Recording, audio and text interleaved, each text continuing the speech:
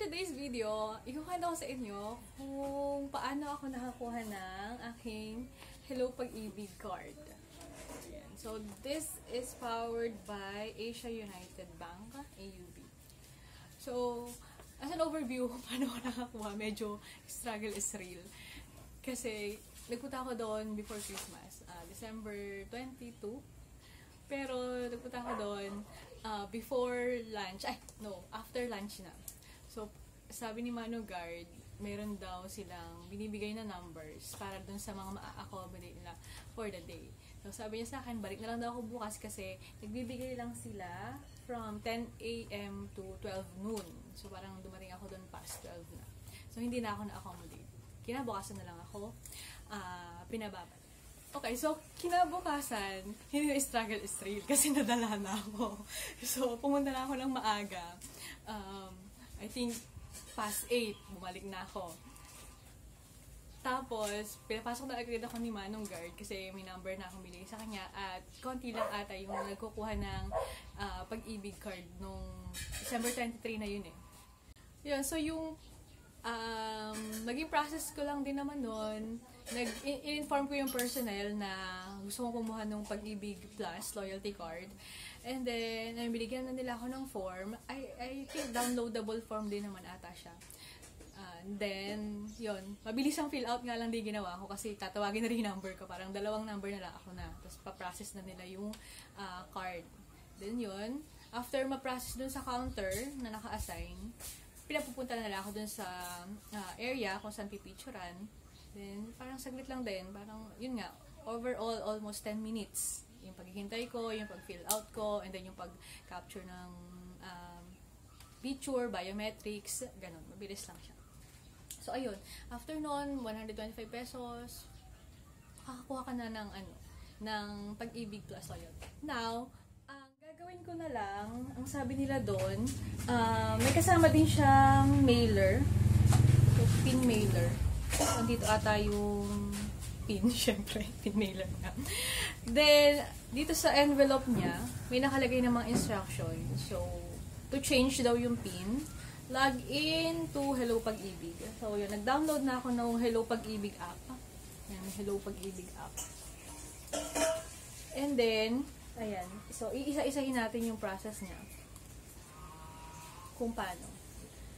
Ang sabi niya dito, kailangan daw na ready yung card. So, dito naman yung card. Kasama ko naman yung card. And then, sabi, make sure daw na AUB siya. So, AUB naman to. And then, sabi niya, make sure you have a stable internet connection. Prepare your Pag-ibig loyalty card. And then, prepare for selfie.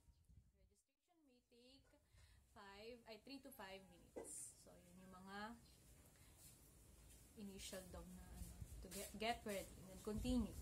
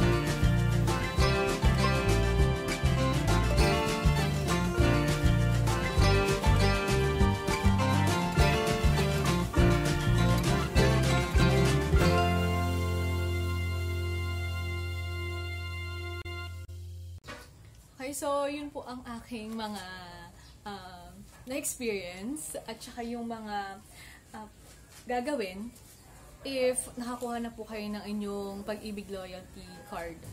So, please don't forget to like and subscribe itong video na to.